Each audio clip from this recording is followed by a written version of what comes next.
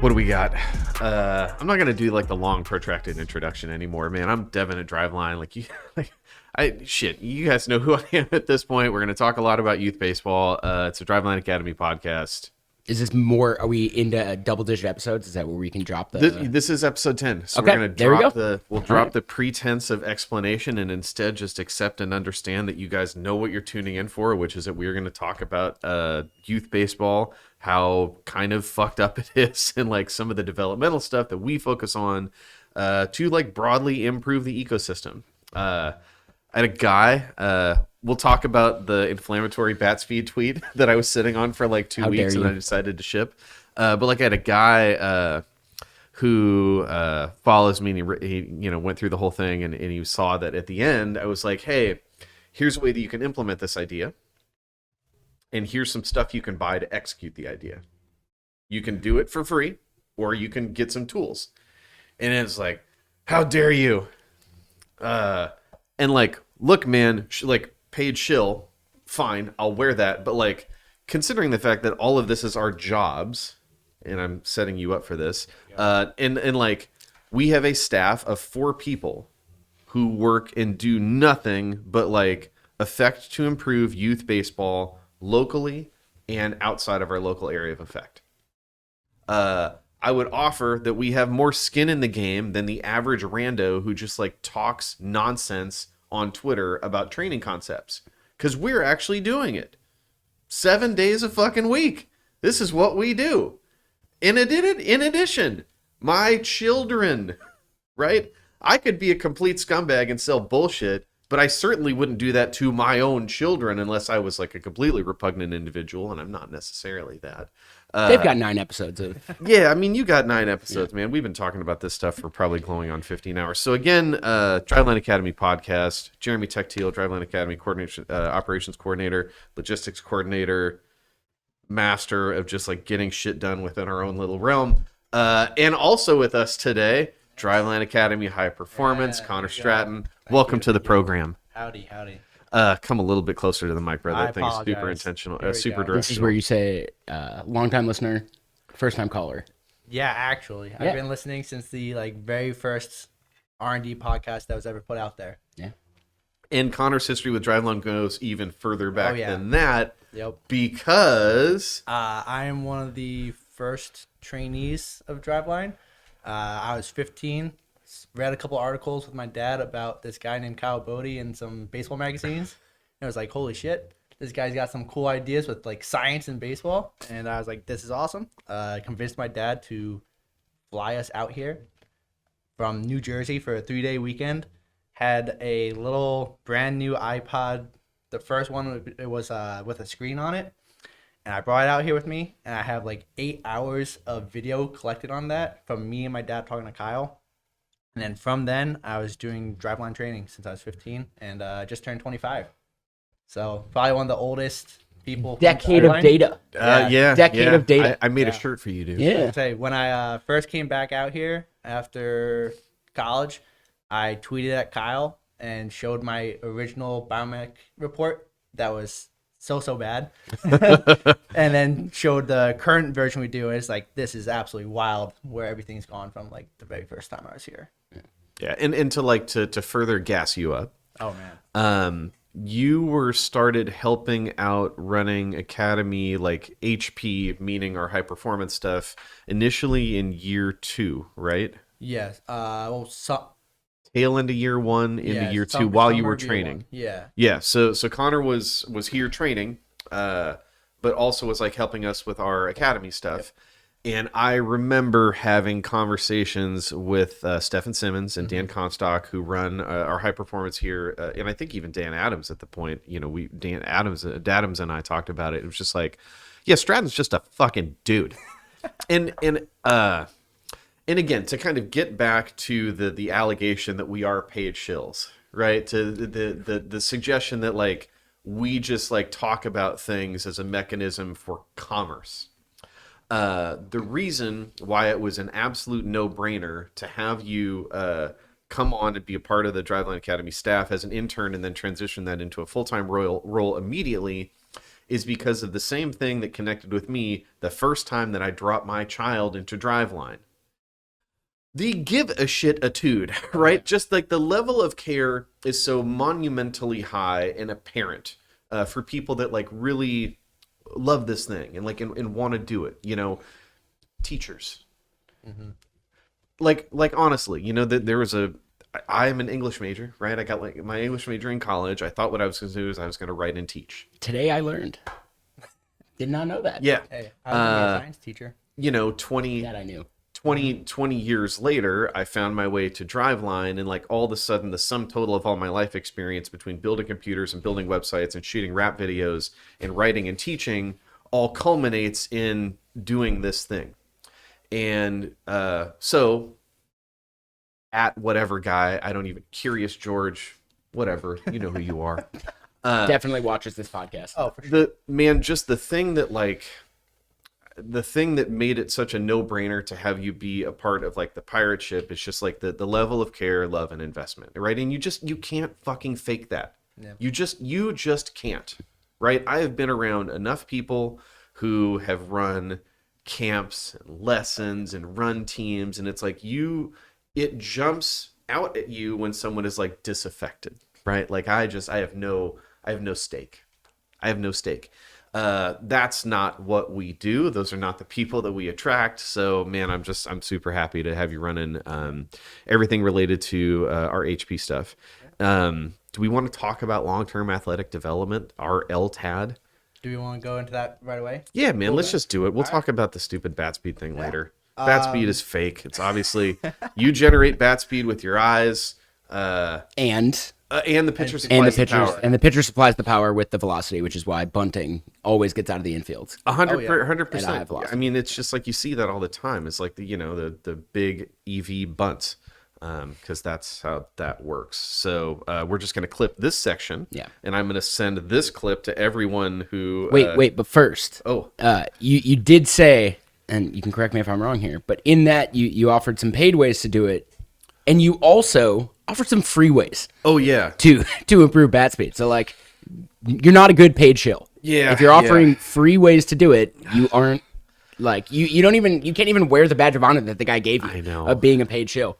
It like because you're offering free ways to get better at baseball. And it's like, man, I've made this point before, but like, the luxury that I have as both a parent and someone that works here is like, when my children are here, they just train. My hands are off the proverbial steering wheel. And when we go to a field, we have fun. And what is fun? Moving fast is fun. So like, if you didn't look at the King of the Hill video, the hitting game video, like just do this the next time you go out and train with your kid. Give them something with a very, very high success rate where they can be encouraged to just like swing their shorts off. Do that like 10 times and then make it like a little bit more difficult, whether that's velocity, approach angle or descent angle or whatever, delivery mechanism, machine, live arm. Encourage them to swing their shorts off and just expand that over time. And like, this is our friend of the show, Chad Longworth, the exact same point that my man Chad and I were making the other day, which is it is not like training bat speed and training smash factor, which is the application of bat speed to generate exit velocity. Those don't happen on parallel paths. They can in like certain very stringent like block training, but it doesn't have to be that way. And oftentimes, what are we trying to do? The whole point is to get good at moving fast. And there is a sport-specific way that you can do that. I'm setting you up. When it comes to doing things like the Kill the King game, right? Or just like take your kid out to the park and encourage him to hit it over the closest fence possible and then move that fence away.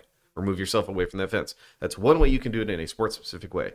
The other way that you can do it is approaching what we call the development of long-term athletics, right? Like, that is a thing, LTAD.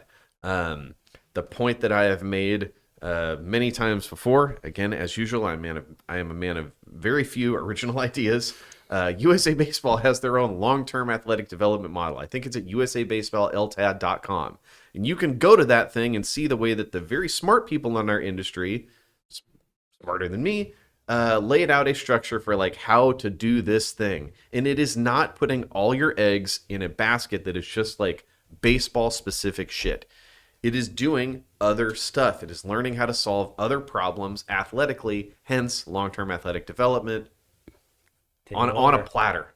On a platter. What a guy. So basic idea of long-term athletic development is just like taking kids, babies, whatever age group you want to go with, and just We don't train babies. we don't. I mean, I'm training my niece. Don't talk about that.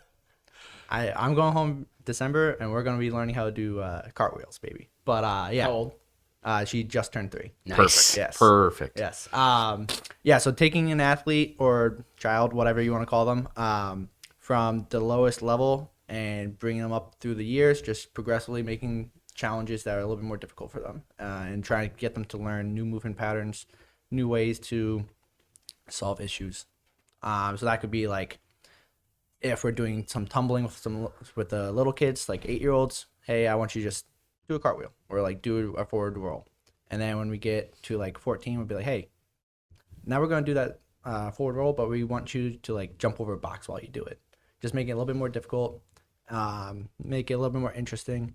And then as we go through the years, we're really just trying to train like how to be an athlete and how to have healthy like relationship with exercise.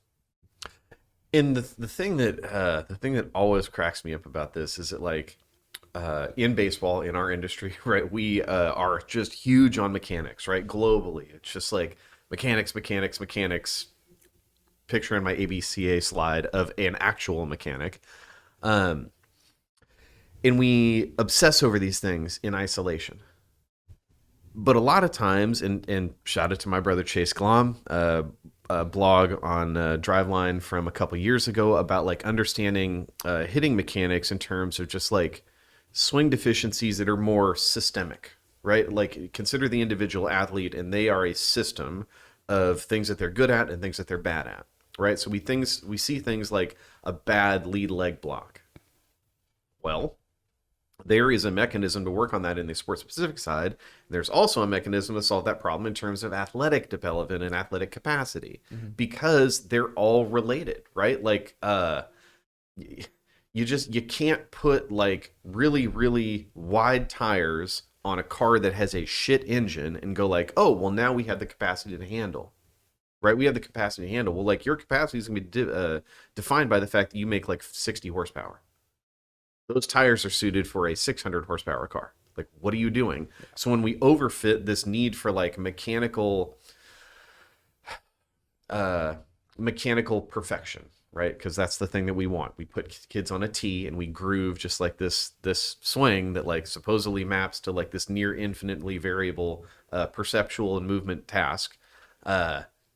And we never go like, oh, well, what's the system that you actually bring to the task? And the system that you bring to the task is your body, your ability to produce force and accept force, change directions. Like, and this is the thing that like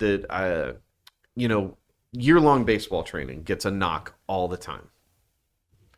And I understand that from a lens of what that typically constitutes, which is just an absolute overabundance of baseball-specific stuff. That's not long-term athletic development, right? That's not long-term athletic development. And again, I think like a lot of things in youth baseball, this all kind of comes back to like the core value proposition, right? If I'm trying to solve for winning, and I don't infer that like having a kid be able to change directions well, right, is going to map one-to-one to increase performance, that I just punt. I just punt on those things. I completely neglect it, right? And because it doesn't solve a problem for me right now. It doesn't give me leverage right now. It's going to give you negative leverage when you hit a 90-foot field and you can't hit the ball out of the fucking infield. It's going to give you negative leverage when you can't cover enough ground to just be a competent defender anywhere other than a corner. And probably only first, right? Like we see those kids who just like pigeonholed as a first baseman, big body, they don't move well. And even so, we did Olympics last night. Yeah. Awesome. Ton of fun. Wait for that video that's coming out on socials. We mic'd up some kids. It was fantastic.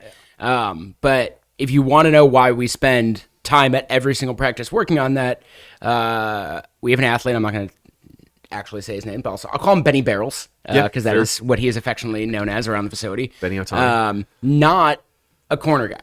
Yeah. Right? Like he is smaller. He's a little bit behind the aging curve. So he's not a guy who you throw it first or third or whatever, but he's not the best athlete that we have. Last night, he jumped the hurdle that like he wasn't even remotely close to in the beginning of the year. Yeah. And he made it to the third round, I think he jumped 2 hurdles and made it to the third round. And like everyone was going nuts for him. He was going nuts. And you're just able to see like why we spend 40 minutes a night or more at that, like working on that specifically at practice. You might not see it like week over week, but then at the end of the year, I mean, I noticed it a couple weeks ago when we were doing sled pushes, and he could not push a sled with no weight at the beginning of the year. Yep.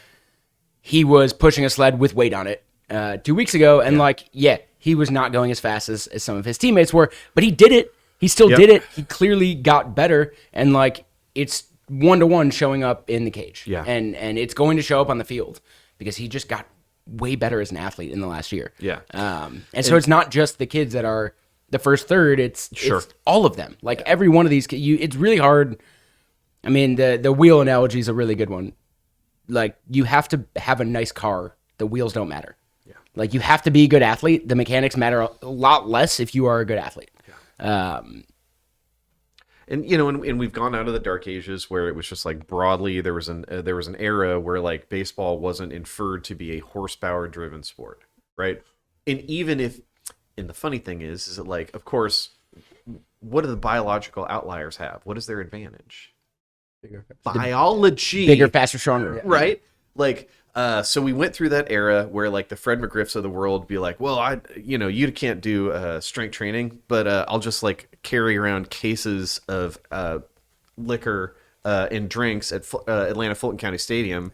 Well, that's a farmer carry, Fred. But anyways, the crime dog, right? We've kind of gotten out of that age of like.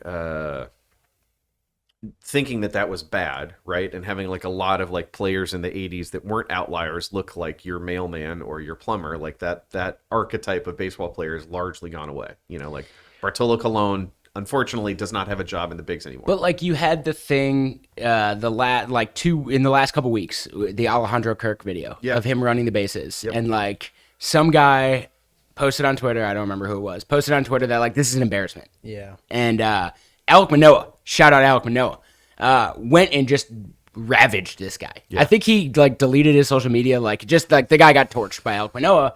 You'll love to see it. And like, okay, he's a little portly. He's a little on the hefty side, as is Dan Vogelbach, who earlier this summer there were videos of him running the bases going around. These guys are athletes. Like they move well for how big they are. Yeah. Like people think it's a joke that like, oh, he's big and he's moving. Well, he's moving. Yep. He is like moving very well for someone of his size. Yeah. He's not a professional baseball player if he doesn't move that well. Yep. There are a lot of people that are that size that don't move like that and thus are not professional athletes. Yeah, absolutely. So like specific to the LTAD stuff that we do with our kids in the academy so let's just talk like this type of stuff, like the Olympics event. Yeah. So when we're talking about running the Olympics in an academy training session, what are we doing? So we're trying to do a couple different events. We want to see speed and agility. We want to do a jumping event, and then we want to do some strength events. You could pick any kind of games that you played growing up in gym class and do them. But last night we did 10-yard sprint, 20-yard sprint, a med ball shot put toss, a med ball overhead toss, and then a high jump and triple jump. I try to pick a couple of events that we've never done before. Yeah. So we've never done a triple jump before. It's pretty technical movement, but I just wanted to see them do a new thing and try and figure it out. A lot of stuff we do is train them how to learn self-organization and just figure out new movement patterns and just send it. And one of the cooler parts of that was the lead up to the triple jump, where they're all trying it, and trying to figure out like how it works, and like they all look very goofy, stepping too many times, jumping too late, jumping too early, like running and jumping, like whatever they might be. That's not a triple jump. Yeah. And then in like 3 minutes, they had it. They all had figured it out. Very first one, it was just straight up broad jump. Yeah, sure.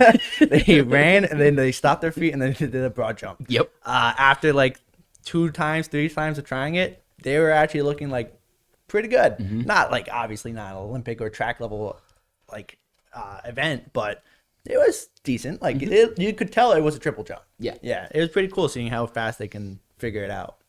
And like, you know, again, so if the knock on year-round baseball training is I guess repetitive stimulus, right? Repetitive movement stimulus, or all we do is we hit and we throw, we hit and we throw, we hit and we throw.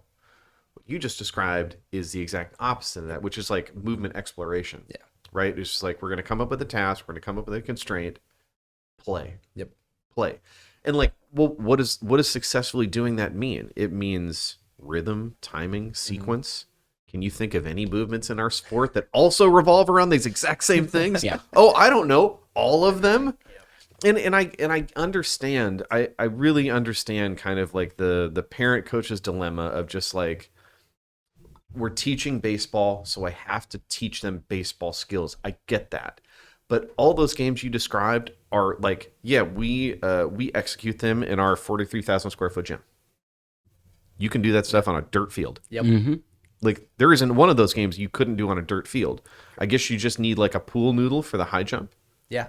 But that's it. You could even use a bat. Right. Yeah. Like Or a stick. Yeah. Yeah, you could pick a stick up off the ground and hold it. Yeah. Yeah, man. Like, in one of the things that we put, you know, in the youth baseball dev cert, you know, years ago, it's just like this idea that like you can dose 20 minutes of this type of stuff at the end of your practice. And the important thing, it's competition, Yep. right? Everything's competition. Oh yes, Everything's it was competition. competitive last night. Yes. Right. Yeah. Like, we are affording you freedom of movement exploration. We are bundling that in competition to keep the intention level high, because if we put it in competition space, nobody's going to take, you know, they're not going to Turn it down. They're not going to turn the volume down, Yeah. right? Because they want to win, and that's kids. So it's like you can leverage their biological base state, which is that like, I need to win and I hate to lose, and just put them in an environment that affords them the ability to learn movements, Yep. right? And again, there's going to be carryover and benefit to your sport specific stuff by doing this stuff if you do it consistently. Yep. Exactly. And you could see the benefit. Like, just it was really cool to like sit there and watch it last night and like see how far these kids have come athletically in a year. Specifically Benny Barrels, who like doesn't look different. Yeah. Like he hasn't grown from the last year. It's coming. Yeah. It's coming. But just the athletic ability, the athletic difference of him and how excited he was to jump that hurdle. Yeah. When like I watched him in September try to jump the hurdle and fail and be like very upset and like embarrassed because all of his teammates could do it and he couldn't. And then now he's doing it, and maybe there was another kid who just jumped right into the pole and failed the high jump on the first attempt. I have an idea. It's the right idea. It's the right idea. It's the right idea. And I love that kid just as much. He did well at the shot put, the med ball stuff. Oh, 'cause heck yeah. That's Heck his yeah. game. But and that's part of it too, right? Like, kids are going to be good at different things. Yeah. And that's not bad. Yeah. It's true in the game. It's true in the gonna- game. Yeah. Right. Yeah, it's going to be true on the Like, playground too. 100%. So the other thing that I think we just kind of talk about is like the lead up to this particular competition that we executed the last couple of training sessions was we've had them do a lot of kind of under a barbell specific stuff. Correct. And then we've also had them do some kind of open stuff with jumping and moving, sleds, like a lot of, I feel like we've done a lot of sled work, which is good because sled work is good. Yeah. And then like, you know, and then this is kind of like, to me, in my mind, is like the kind of the whipped cream and the cherry on top, right? Is it like you do all this stuff that is Beef and potatoes. right, but then you get to see, you're exactly right, man. You get to see how much that stuff affects this other thing, right? Which is different than, I guess, you know, the kind of the core construction, which is like we just hammer baseball specific, and I want to see a baseball specific carryover. This is the other thing, which is we're going to hammer your meat and potatoes of learning how to squat, bench, deadlift, single leg squats, the reverse rows, like all this stuff, pull ups, like. You do all this stuff, and then weirdly, when you do that stuff in isolation, and you put them in an unrestricted environment, a little bit more open environment. Oh, athletic performance just went way up. Oh, that's super weird. Yeah, it's wild. Yeah, like we have kids that are getting better at sprinting when we kind of retest sprint interval at every 4 to 6 weeks, when we're not doing we're not sprinting in every practice. Yep. The whole informs the parts, right? The parts inform the whole. It's all systemic. Yep. We've done very little amount of plyometrics in the last like 6 weeks. Normal amount, but very low amount of like box jumps, all that stuff. Yep. Went into that high jump. They haven't jumped in weeks, and they were clearing everything that we put in front of them. It's Lucas, awesome, man. Yeah. Oh yeah. That kid's got bunnies. Oh my. It's like, Lucas. Oh, my. He jumps and you're like, oh, he actually kind of looks like he floats a little bit. Yeah, he's got some good jumps. And that kid has added, what, 6-7 miles an hour of exit velocity literally in the last 2 months, it seems like. Yeah, and that's a kid that like broke his arm at the beginning of last year, and it was like a bad break. He missed like 3 months. Yeah. And like lost a lot of development time. That's the off season that he missed, and like had to sit there, like you said, came to every practice, sat there and watched his teammates get better, Yeah. and like just had to sit there with the broken arm and lost a lot of that development time. So like the season started, and he was behind a lot, like where a lot of these, and he is just like full on sprinting to catch up to these kids, and like he's going to get there. Like it's very clear. Like you said, we haven't done a ton of this stuff in the last 6 weeks, or in the last 2 months, and like they're still getting better. Yeah. And like they know it. Like multiple of them told me, like, it's weird. Like I'm PRing all over the place now. Yep. And it's like, yeah, you're way stronger than you were 2 months ago because you've been coming to all the off-season practices and you've been lifting, and like they're just bigger than they were 2 months ago. The kids that are like consistently coming, and yeah, you're going to PR because it has like as much to do with your strength as it does your bat speed. And like we worked on your bat speed a lot. We haven't had a blast sensor on them in the last 2 months. Yeah. Like I don't know how much bat speed improvements we've gained in the last 2 months. It's going to be gas to see, though, when we test it. But we've done an assessment for strength. Yep. And they all gained. Yeah. So like we know they're gaining there, and then we see the PRs. And yes, we're going to do the bat speed assessment, and they're all going to have gone up in bat speed. Oh yeah. But that's almost less of our emphasis in the cages on bat speed because we haven't done that a ton in the last 2 months. It's been a little bit more drill work. Yeah. And it's way more the, like, you just got stronger. So, like, yeah you're swinging the bat faster because you are stronger and you're moving better as an athlete than you were 2 months ago, because that's what we like really focused on these last 2 months. Yeah. With the hour of strength. With, like, a full hour of strength for these kids has been 3 days eye-opening. a week. 3 days a week. Because we normally, you know, with practice, we maybe get the full hour. A lot of times we're running a little late, and it ends up with, like, 40 minutes. Yeah. But to really see what can happen when they get, like, a full hour 3 times a week for 2 months is, like, damn. The buy-in has dramatically improved as well once we shifted into consistently being in the weight room and like doing the training, and then we had the one retest and they're like, holy shit, I'm way fucking better than I was 6 weeks ago. Yeah. This is really cool. I'm actually gonna start caring now. It's like, you guys didn't even care before, and you got a ton better. Yeah. Think about how much better you're gonna be if you actually give a little bit of effort. Yeah. Yeah, and so like to really, I think, to hammer home the point of how this stuff is just like so holistically beneficial. We can talk about like the test retest, right? The jump tests, alone, right? Even not doing the IMTP, the isometric mid thigh pull, or the seal rows or whatever. Here, just like, so what do we assess? Yep. What do we know? Do we want to talk about like how we assess different age groups? Yeah, Okay. 100%. So, high performance assessment consists with all the younger kids. 10 to 12U is going to be just a counter movement jump. Basically, that is just you stand there, hands on your hips. When I say jump, you jump as high as you can. Simple, pretty easy. As we get older, we make it a little bit more difficult. So when you get to 13 to 15, we add in a squat jump. For that, same setup, hands on your hips. I'll say squat, you hold it for a second or two. Then I say up, you try and jump up. That one's different than the CMJ, the counter movement jump, because you're seeing your power that you can produce from a static position versus like a momentum dynamic kind of position. And then the last jumping test we do with the 13 and older kids is the repetitive hop test, the RSI. That we're looking for reactive strength index. Basically, how well can you jump after you land, and you're accepting the force from the jump. How fast can you get back up? So we're seeing different levels of lower body power and strength, and we're trying to see how well these kids can move and like jump and produce force.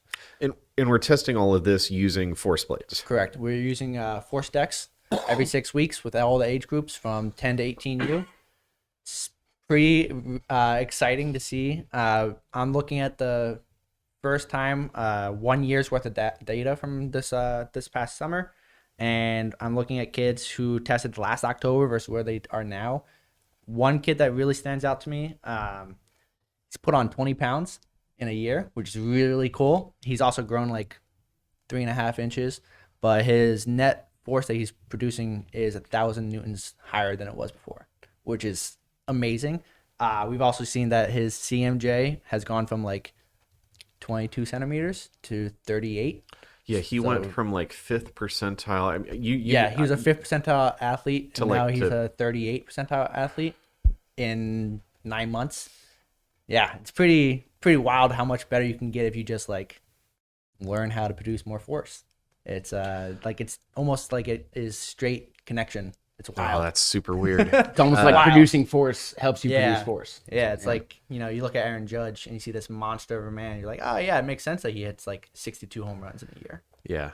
Or 61, sorry. He will hit 62. Come on. I mean, it's like, I think I've talked to Simmons a little bit about this, about some of our pro clientele who go through the exact same assessment protocol, Yep, right? same thing. It's a little bit expanded in terms of the non-jumping stuff that they do, Yeah. but like they do that same stuff. And I remember he was telling me about one of our pro guys who's very good at sports. It's just like, I think I'm going to broad jump. It's like, what's the world record on the broad jump? It's like Simmons pulled it up. Oh, it's such and such. And I think the guy hit it with like no warm up. Yeah. You know who I'm talking about. Yeah. Oh yeah. The reality is like, again, the whole point of what we do in terms of assessments is understand what is good, right? And build out and track against that. And that same system, which we've talked about on here multiple times, is effective about coming up with training goals and priorities and understanding capacity of elite professional, most consequence environment in the world guys. It also allows us to take younger athletes and beat kind of the expected biological game, which is just that's the play. It's our play, right? It's just we've drawn a line in the sand and said that this stuff is important. We are going to continue to put time and energy and effort into it because it informs everything else that we do. The bet is that the further we turn that flywheel, the more that we could advance outside of what we would just expect biologically. And now we are agents of change, right? Because Benny Barrels, right, is going to now have athletic capacity he can deploy at a sports-specific capacity he otherwise would not have access to. He's doing track right now. Oh yeah. And he's actually running pretty well too. And like that's not a thing that would have happened a year ago. Man, I have video of that kid from year one when we started, and like nothing would go like, oh yeah, 24 months from now, track athlete. That makes sense. Yeah. And I'm not. And again, you have to acknowledge again just like the biological stuff that can happen, right? Which we have aging curves for, right? We have aging curves for untrained players from 9 to 18. And we understand, if you understand that stuff, we talked about doing like a whole episode on this, and we probably still should. But if you understand kind of normative performance, yeah, well, Besky. Yeah, maybe not care. I mean, my guy Besky. Love that. When you understand the normative performance year by year, you understand the gap. And the whole thing is you just beat that, right? Because, again, the biological outliers win because of biology. Well, how do you change that? Well, you change it by just essentially going, all right, human beings are inherently adaptable to stimulus. So let's get them stimulus that's going to get them change outside of that biological line, which is a thing that we are doing right now with kids 9 to 18. Yeah. And I'm just, man, I am very, very excited to just like continue to like turn that flywheel specifically. Like I think we just know that everything we do on the skill specific side works. I don't know that anybody else is doing like longitudinal LTAD training with a group of kids that are consistently executing like a test retest protocol every 6 weeks. I am so excited to see that data 5-6 years from now, for us to be able to be like, yeah, this kid was 12 and now he's 17 and he went from being the worst athlete you could possibly imagine to now being able to do anything you give him, anything you throw at him, he can figure it out and do it. Yep. That's so exciting.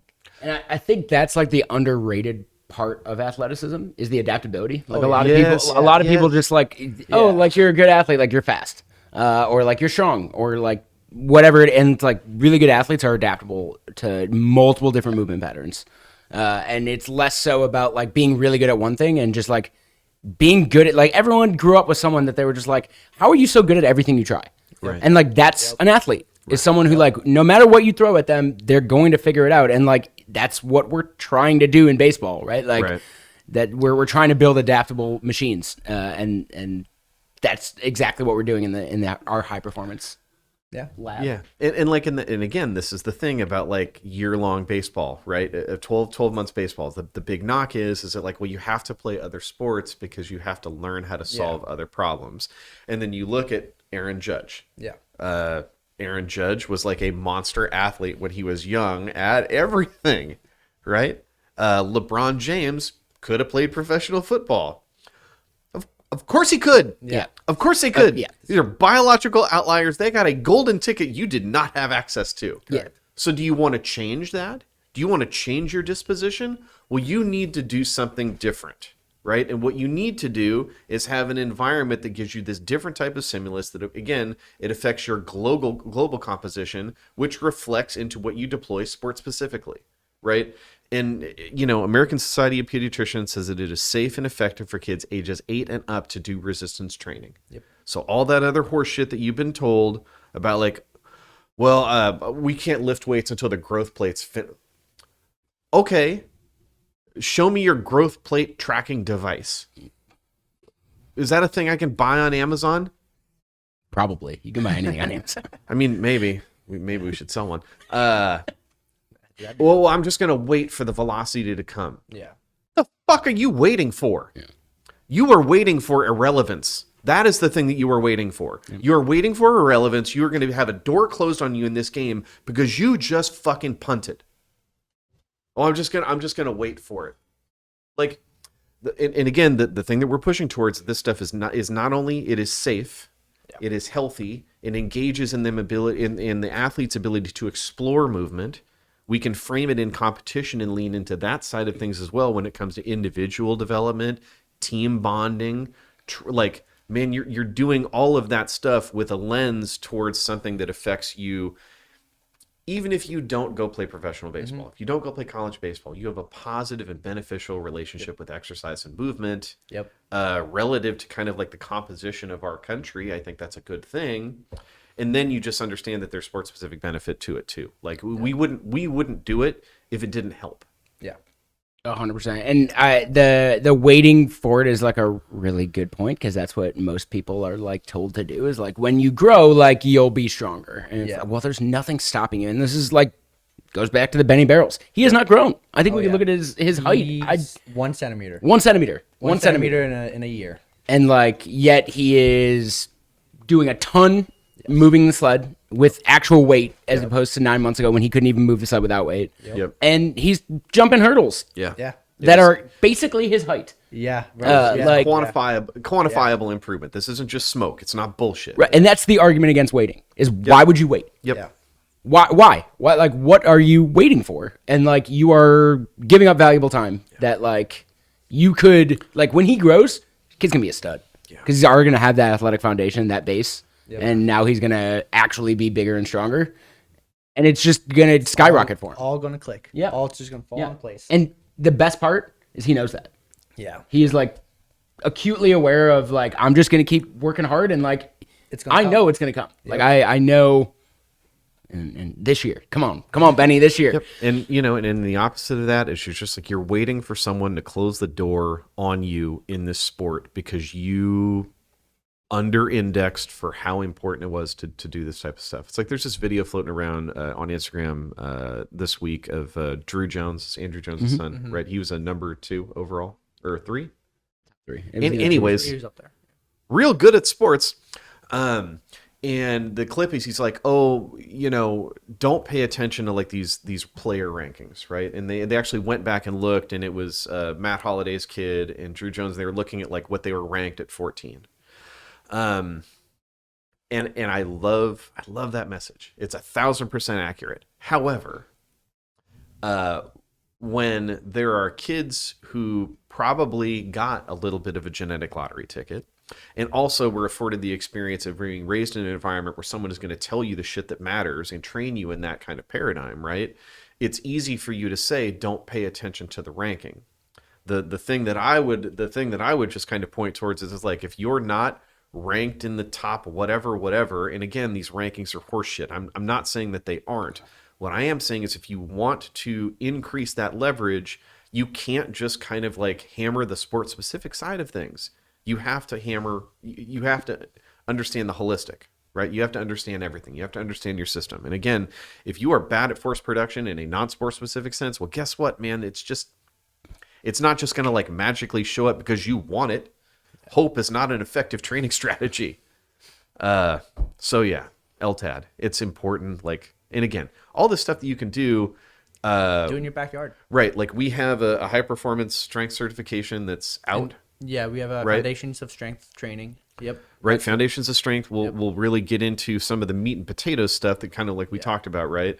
I think we are working on a LTAD version of that, and that's something that we'll be able to put out to people. The Youth Baseball Dev Cert right now has just like some very basic strength stuff you can execute on a dirt field. The Skills at Scale book has stuff that you can execute on a dirt field. This stuff is entirely accessible. The only thing that you can't do, I guess, just as a parent coach, is force plates. Yeah, but you also could just like put a piece of tape on a tree and see how high you can. See how high you're jumping. See how far you can jump a broad jump. Yeah, I mean, there's ways to execute this stuff that aren't predicated on having a ton of technology, and it's really really good. So do it. And part of the reason that it's good is because it affects things like bat speed. Yes. So I was reading this. Joe Abercrombie has a series of books. I think the first one is called The First Law. It's very like a little Game of Thrones-ish. It's a little bit like tighter though, smaller world, smaller number of characters. It's a really, really good book. And it's all about bat speed. No, it's not about bat speed. I wish. Although, Look, a fantasy series revolving around bat speed. I was going to go down to a deep rabbit hole, trying to talk about like Logan Nine Fingers, who's one of the characters in the book, being effective as a killer because of like rotational acceleration. But Because he only had 9 fingers. yeah. Anyways, That was a shot in the dark. I assume based on the more aerodynamic. Yeah. Oh, there you go. Yeah. hey, that helps too. Got to reduce drag. Depends on if it's pinky or Yeah. It's a middle finger. So the book, Pinky does a lot of strength. the book has this great quote, and it was like, "The rest is wasted breath." And I'm reading this, I'm like, that's a killer line. And I was like, there's a baseball specific application of this. Bat speed. The rest is wasted breath. So, having said that, I'm going to waste a bunch of breath. It's not wasted. Caleb Abney, another friend of the show, friend of our boy Chad. It's just like I feel like we're in like the circle of bat speed truthers. Had a really great response to kind of what I put out there, which is just like it blows my mind, or the amount of mental gymnastics that we try to execute to just like ignore the truth. Like, and that's just the thing, right? We are outside of the dark ages where we're not able to quantify this stuff. We are outside of an area where we don't understand that there's just like literal proof. Shout out to Dr. Alan Nathan, right? You can argue with physics, and for as long as you want, you will run out of breath before you are right. 1 mile an hour of bat speed equals 1.2 miles an hour of exit velocity, assuming for the same degree of collision efficiency. 1 mile an hour of thrown ball velocity is a contributor to 0.2 miles an hour of exit velocity. One of these things is more than the other. And what is the thing that you can control as a hitter, right? You can control output. And if output is good, hitting the ball hard is good, and we've seen that borne out in like ex-WOBA at the highest level of consequence. It probably plays at the collegiate and the high school level just the same way. Like, why are we going to all this effort and burning all these fucking calories to just like ignore facts? So here's my question. I saw the tweet. I did not look at the comments. I got LASIK a while ago, and I try to treat my eyes better than to look at shit like that. Yeah, that's fair. So I didn't look at the comments or anything. What are people arguing that like you shouldn't train bat speed, that you should spend more time, like more of your training economy on like contact quality as opposed to bat speed, or are people just like arguing that like you shouldn't want to swing the bat fast? So it's pretty great because there's been a bunch of contributing thought to the discussion. Right? Thought? Is that the Sure, Okay. I'm All right. being generous, Okay. All right? That's fair. It's Yeah, more than fair. I didn't say it was positive. I just said it was a That's- contribution. Yeah. So it kind of breaks down into a couple different camps. One that's really interesting is that like, well, bat speed is good, but like the timing of speed is what's important. And like, okay, man, okay, I understand what you're getting at, right? But I don't see a lot of athletes who like literally hit peak bat speed during their follow through. That's just not a thing, right? What we generally see, if I remember correctly, when you look at like the sequential process of hitting, which again is a thing that we fucking know and understand because we've taken the time to have like the best hitters in the world go through hitting motion capture, is that there's acceleration and deceleration going on at different sequences of the body. But all of it is designed to effectively get the bat up to speed as soon as possible and then maintain as much of that speed as possible through the hitting zone. Nobody is suggesting that you should reach peak bat speed when it's touching your shoulder. First of all, that's just like not a thing that happens.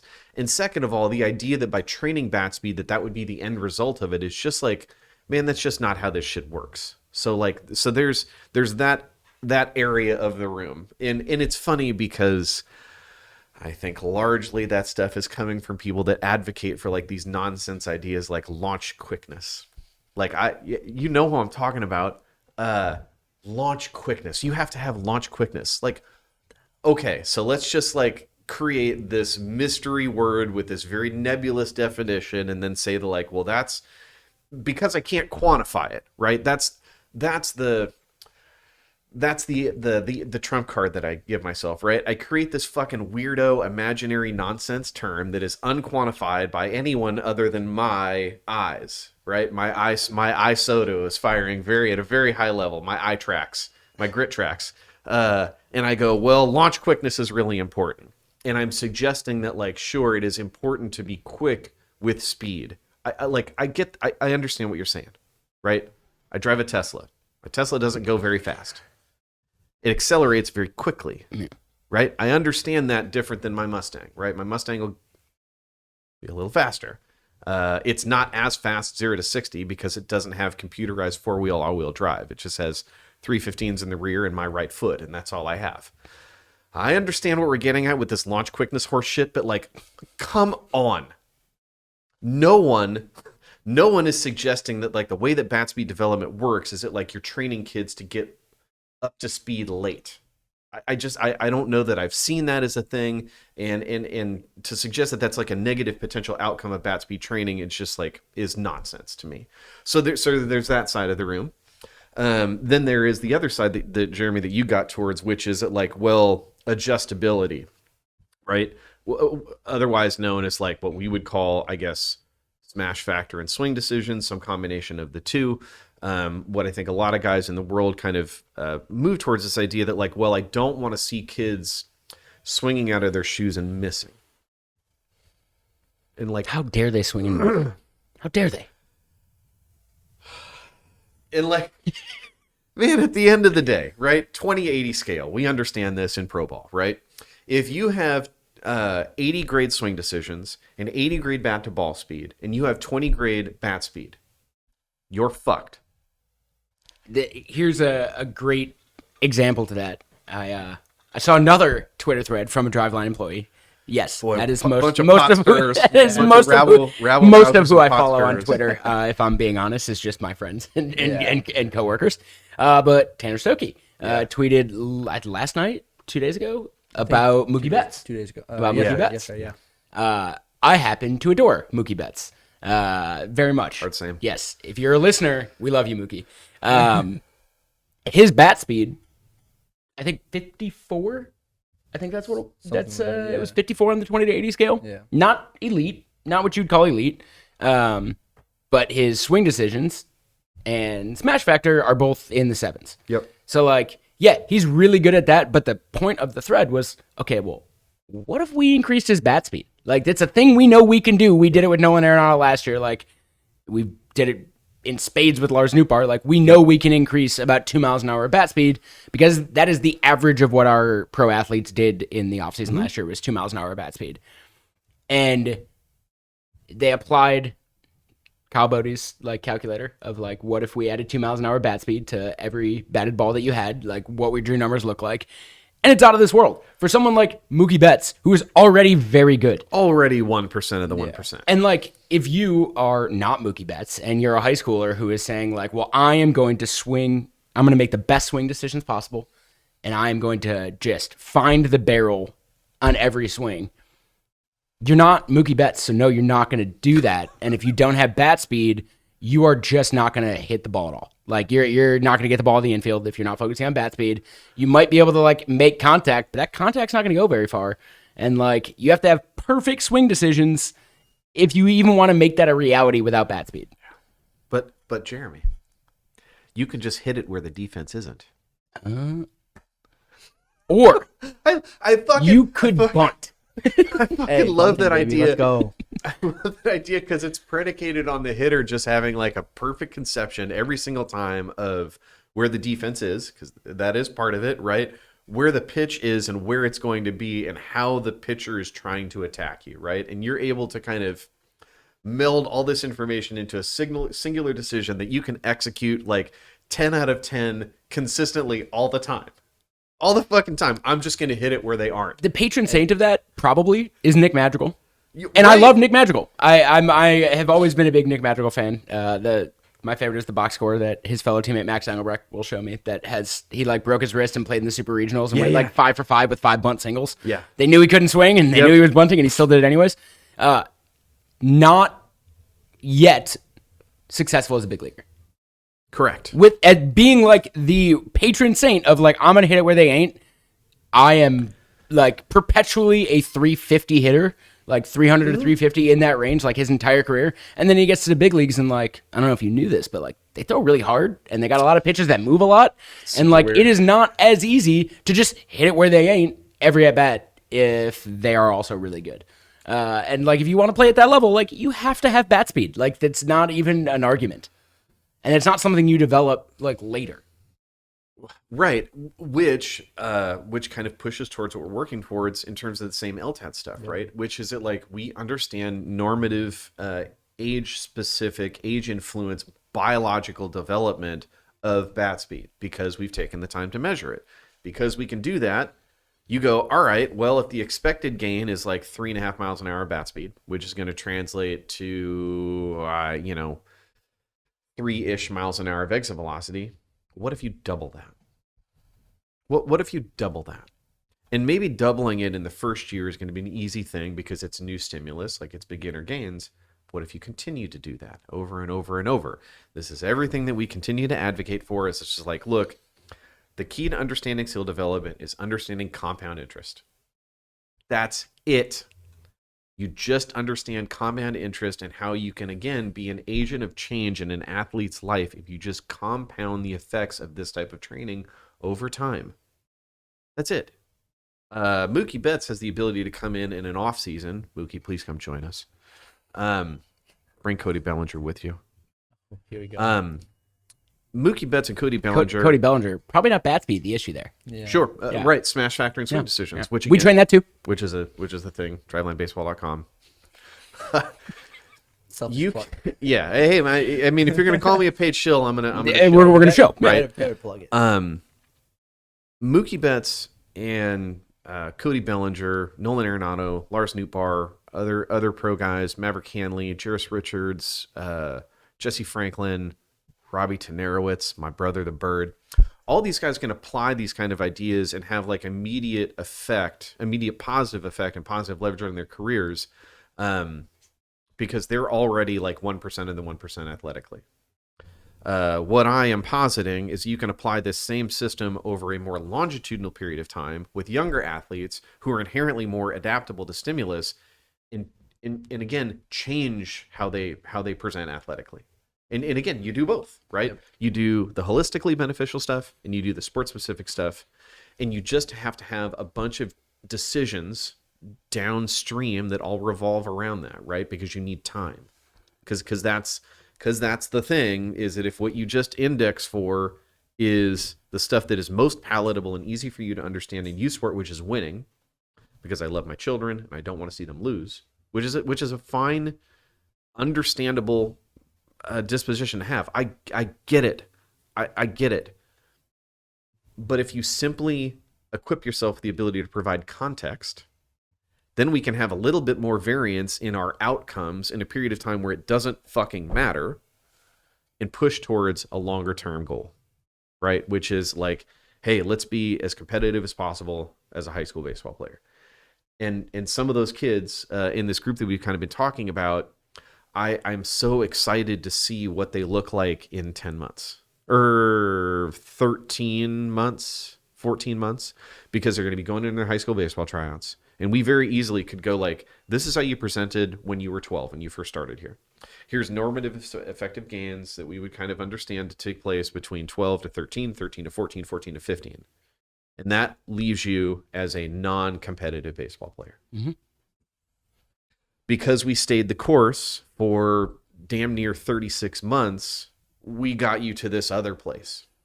And, you know, and at that point, man, it's going to be when it's going to be. I think getting kids to just be competitive and confident high school baseball players, because that's part of it, is the same thing that you were talking about, is his, like, Benny knows it, Mm-hmm. right? And that knowing what you're capable of informs confidence, which informs approach. You don't show up to your high school baseball player terrified that you're smaller, terrified that you're skill deficient. You have some BDE. I know what I can do.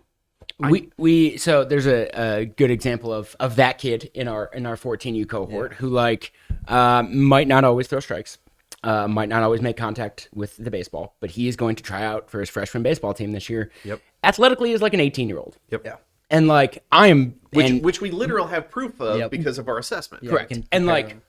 I'm confident that he is confident Yes. in his ability to show up to this and be the best athlete there. Yep. Yeah. And that is enough. Like for me, people make mistakes. Kids make mistakes. Yeah. And like we want to allow them to make those mistakes. If you focus on, so if you have a pitcher and you're focusing on like working on his command and he doesn't have velocity, what happens if he makes a mistake with command in the game? Good luck. What happens if he makes a mistake, but he's got velo? You can watch any Major League Baseball game, watch him throw it right down the middle and watch him swing and miss. Yeah. If you have velo, you can make mistakes with your location. Swing decisions, same shit. 100. You're not. You are going to make bad swing decisions. It's just a thing. You can try to be as perfect as you want. Right. It's never going to be perfect. If you have bat speed, it allows you to make a lot more mistakes. Yeah. And like that, they're going to make mistakes. And like our goal is to allow them to make those mistakes and have the confidence that like you still might have a positive outcome from one of those mistakes. Yeah. You can throw it right down the middle and you're going to blow this guy's doors off, or you can like hit a ball and hit a bomb because you have bat speed. You can't do that the other way around. Yep. You can't focus on command and then miss with command. Because I hate to say it, your kid's not Greg Maddux.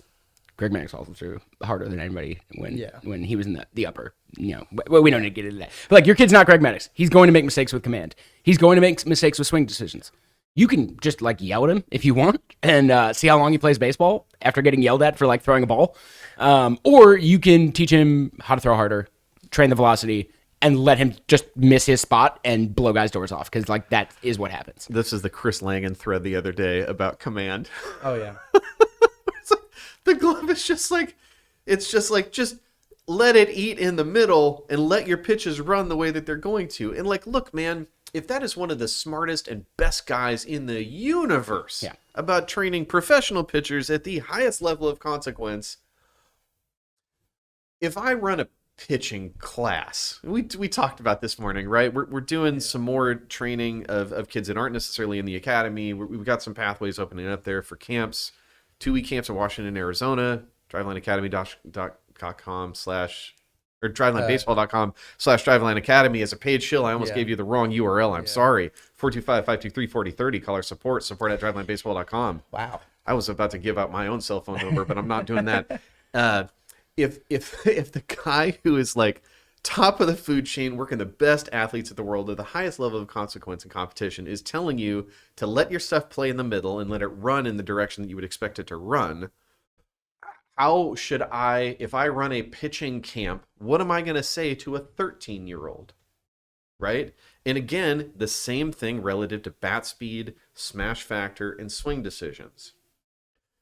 The whole point of bat speed, and the reason it is like the bottom of the paradigm, is that everything is built off of it, right? The sooner that I can... Good hitting is being on time and on plane. And yes, you have to kind of start with that, but if you don't have bat speed at the time that you're on time and on plane, you're just fucked. You're just fucked. You can't have 20 grade bat speed and 80 grade swing decisions and collision efficiency and expect to be a productive hitter at any level other than the youth one. And the reason that stuff can be effective at the youth level is not because of the hitter, but it's because of who's on the other side of the equation, which is low performing youth defenses. So, like, again, I understand the plight of like the parent amateur coach who's just like, man, this stuff works right now. Like, why would I change? The reason why you change is that the game changes. And you need your athlete to change in consideration. And if you under-index for that stuff, again, you are just waiting for someone else to make a decision about whether you are viable in this game. You're putting in somebody else's hands, whether that's a coach or another player that's going to take your roster spot when the competition level increases, the athlete population stratifies, the environment changes, and your shit doesn't play. So, that's the same thing we've been screaming about for years now. It's just like for amateur coaches, parent coaches, guys that coach kids at a very low level of consequence, there is such an opportunity afforded you to embrace these ideas because you are providing leverage for something that has benefit now. Like, full stop, it has benefit now. But you are an agent of change for that kid's career later. Hopefully, some people get it or don't. Also, don't. I'm more than happy. I've said this here before. I'm more than happy to just like let us enjoy the marketplace advantage for as long as possible. You know what? I'm wrong. I'm sorry. I take back everything I've said over 10 to 12 or 15 hours of this podcast. I'm wrong. You're right. You're right. Just be handsy, right? Be handsy. Make a bunch of like bad contact, bad swing decision, or good swing decisions, create a bunch of bad contact, let the defense save you. I'm sure it's going to work out in the long term. I'm sure it's going to be great. Yeah, that's why Nick Madrigal has a better career than Javi Baez. 100,000%. One of those guys is getting paid $140 million, right? Sore subject. Might not be worth that. I money know, at the moment. I know. But like, I know. That's his swing decisions have never been good. Never. Yeah. Not once. Right. But like the bat speed that he had allowed him to get away with making the dumbest swing decisions that you could think of. Right. I wouldn't be surprised if you looked at the numbers and his bat speed has gone down. Yeah, no. As you age, that's the thing that happens unless you come to Driveline and train it. That's the thing that happens. And then your bat swing decisions look way worse, and people are creating gifs of you swinging and missing at Sister Jean. Yeah. Shout out to Rob Friedman. Yeah, that was a great one. That was so gas. That was a great one. But like, this is what happens when like you only focus on one of those things. We don't do that. We focus on all of them. They're all important, but like one does absolutely unequivocally matter more than the rest of them because it gives you like a much wider lane of being good. Yeah. You can argue with physics as long as you want. Not going to win that debate. So you have to go to a meeting. We have to go to meetings. We can wrap this thing up. If you're interested and you want to kind of see a little bit more information about how we execute this stuff, you can look now at our Driveline Youth socials, Driveline Youth on Instagram and Twitter. Yes, I have to start populating stuff in TikTok, so I guess that's going to be a thing that we'll have as well.